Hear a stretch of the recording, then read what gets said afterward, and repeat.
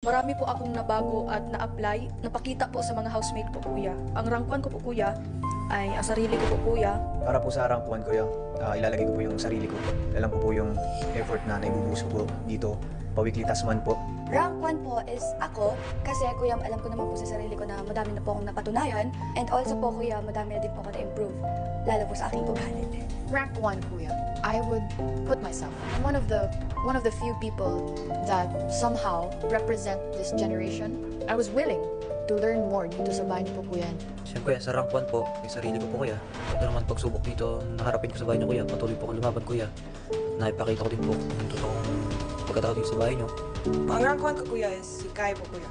Dahil po sa contributions niya sa task po, with her talent and intelligence po, I can't imagine the house without her, kuya. My rank 2 is Kuya JM po. Rank number 2 is na si JM po kuya. I rank Kuya Jay. Nagpakatotoo talaga siya. Pera lang talaga yung habol niya dito.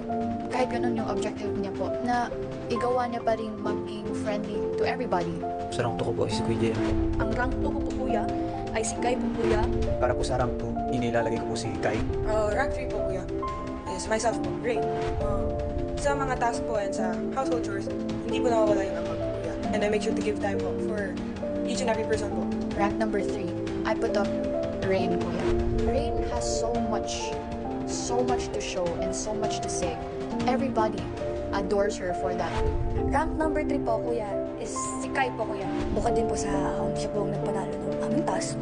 Dahil po sa personality niya din po kuya na very positive lang po talaga as in. Sa rank 3 naman po, kuya, si Ate Colette po. At saka rank 3 ko po, kuya, si JM po, kuya.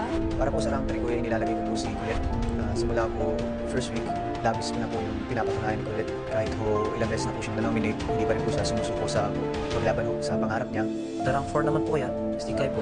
4 ko, si Ate Colette. Si Ate Colette. Colette. Sa rank 4 ko po, kuya, si Fiang po. Sa rank 4 po, ilalagay ko po si Fiang. Rin po talentado naman po siyang tao. Pagdating po sa task, nakadepende po sa mood niya kung kailan lang po niya gagawin. Nakukulangan ako kuya sa pakikisama po niya sa kapwa po namin housemates. For my rank 5, that is Fiang, kuya. Rank 5, si Fiang po, kuya. Sa rank 5 po, inilalagay ko po si Rain. Si Rain po kuya. Ibibigay ko po kay Rain po, kuya. Rank 5 ko po, kuya, si Rain po, parang nakadepende po siya kay Kai po, kuya. Sa rank 6 po, nilalagay ko po si JP. Si JP. JP. JP, kuya. JP po kuya. Siguro po kuya nakukulangan po ako sa kanya yung pagsiseryoso. Ginagawa niya pong biro na.